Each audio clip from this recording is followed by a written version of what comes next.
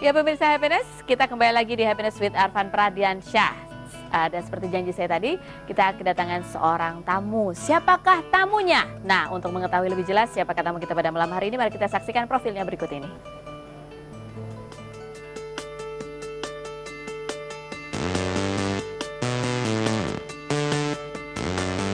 Berpikir kreatif dan bahagia tentu terpancar dari sosok wirausaha muda yang satu ini.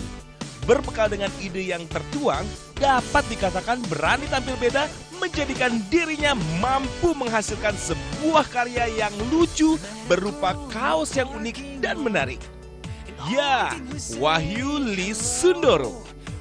Pria yang lahir di Yogyakarta dengan kaki duluan alias sungsang ternyata cukup merepotkan bidan. Mungkin itulah pertama kali komitmen Wahyulis untuk being different, inovatif, dan berbeda. Wahyu yang bernama kecil Buyung Pratama ini sempat mengenyam pendidikan jurusan kimia MIPA UGM.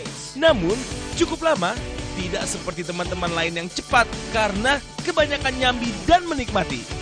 Kuliah di jurusan kimia tapi kerjanya di perusahaan kaos. Nyambung gak sih? Menurut hemat saya, hemat pangkal kaya ya. Apa coba hubungan kimia dengan kaos? Hubungannya sih baik-baik aja. Bahkan sudah semestinya kalau kita berbisnis harus ada chemistry antara kita dengan bisnis kita. Yo iga bro, yo oh.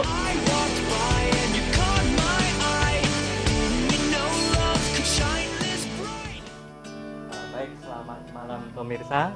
Saya Wahyulis Adaide aja. Sebagai orang Indonesia, kita itu harus bangga. Karena apa? Karena Indonesia ini adalah sumber inspirasi bagi tokoh-tokoh dunia. Ambil contoh misalnya Sir Isaac Newton. Nah itu dia gravitasi itu kalau kita teliti mungkin dia sedang berada di Malang karena kejatuhan apel. Nah kalau dia ada di Medan kejatuhan duren, namanya bukan Sir Isaac Newton lagi, jadi Sir Isaac Tangis gitu ya. Itu salah satu contohnya. Jadi inspirasi itu datang dari Indonesia untuk dunia gitu.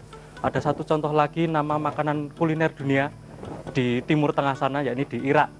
Itu menurut hemat saya, itu meniru di makanan dari Semarang, yakni wingko Baghdad. Itu makanan khas Irak gitu ya. Jadi itulah. Tapi di balik inspirasi, di balik kayanya Indonesia ini kita perlu prihatin karena masih terjadi banyak yang namanya pembajakan. Yang namanya Indonesia ini negara agraris. Jadi apa-apa dibajak, sawah dibajak, CD dibajak, gitu, kaos dibajak, film dibajak, apa-apa dibajak. Tapi nggak apa-apa. Yang namanya pembajakan atau plagiat itu justru menjadi tamparan sekaligus motivasi bagi kita untuk berinovasi. Ya plagiat itu plagiat lagi, dia terus bekerja. Baik, saya Wahyulis Adaide aja, semoga mengharukan. Wahyulis ada ide aja. Inilah tamu kita pada malam hari ini. Plak. Iya. Biar semangat ya semuanya plak. Iya. Oke, senang sekali Mas Wahyu ini bisa bergabung bersama Happiness with Arfan Pradiansyah. Jadi memang pekerjaannya sehari-hari adalah membuat orang bahagia dengan plesetan. Iya. Tapi di kesehariannya pernah nggak sih ngerasa sedih? Kalau sedih ya pernah, karena manusia kan ada sedih. Kesal pernah kesal? Pernah. Sebel? Iya, semuanya pernah. Dendam pernah? Kalau dendam dalam arti yang seperti apa? Kalau saya dendam itu dendam positif. Gimana misalnya? Misalnya, wah saya kok nggak bisa seperti ini, saya dendam ini. Saya harus bisa meraihnya. Harus bisa, ya? Iya gitu, termotivasi. Nah, pertanyaannya adalah kalau Anda sedang merasa kesel, sedang merasa dendam, marah dan sebagainya, bisa nggak Anda stand up komedi seperti tadi itu? Iya. Kalau untuk stand up komedi itu karena kita di set ya. Ya sebagus mungkin harus bisa, sebaiknya harus bisa gitu. Tapi kalau lagi kesel, gimana? bisa nggak menemukan ide-ide untuk komiknya? Kalau menemukan ide itu memang perasaan harus gembira. Nah, harus itu senang, dia ya. Gitu iya. Karena kalau gembira otak kita kan Fresh gitu. fresh, terbuka semua ya. Betul. Tapi pernah nggak merubah sesuatu yang dikesalkan menjadi sebuah inspirasi? Itu dia. Kalau itu dia itu masalahnya. Iya, bisa juga. Gimana caranya? Boleh nggak kasih sebuah contoh misalnya ketika sedang marah, sedang kesel, tapi harus stand up misalnya. Oh gitu. Iya, gimana cara mengubah pikirannya tuh? Kalau saya mengubah pikiran itu justru kembali menempatkan diri sebagai orang lain. Kita melihat saya itu kan harapannya orang seneng. Ya. Jadi karena harus seneng ya kita memberikan yang terbaik. Entah gimana caranya gitu. Misalnya sedang ada masalah keluarga, masalah gimana apa ya kita apa itu konversi. Jadi ini sebuah motivasi nanti dengan tampil seperti ini malah hati kita juga senang karena menyenangkan orang lain seperti itu. Oke. Jadi istilahnya hati kita juga jadi gembira karena kita menyenangkan orang lain. Iya, betul. Itu juga termasuk pilihan pikiran ya, Mas? Betul, betul, betul. Jadi yang orang itu yang membuat kita bahagia itu adalah kalau kita membuat orang lain bahagia. Iya.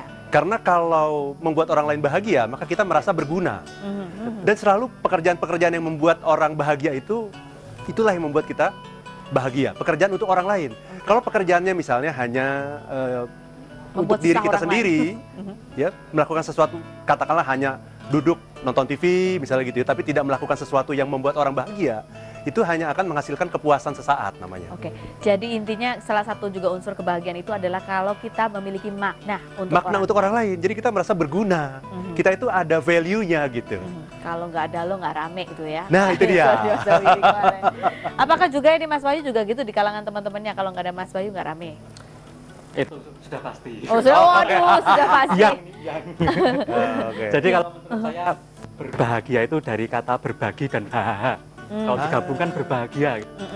Jadi harus berbagi senyuman, berbagi keceriaan, kegembiraan. Itu hasilnya berbahagia. Oke.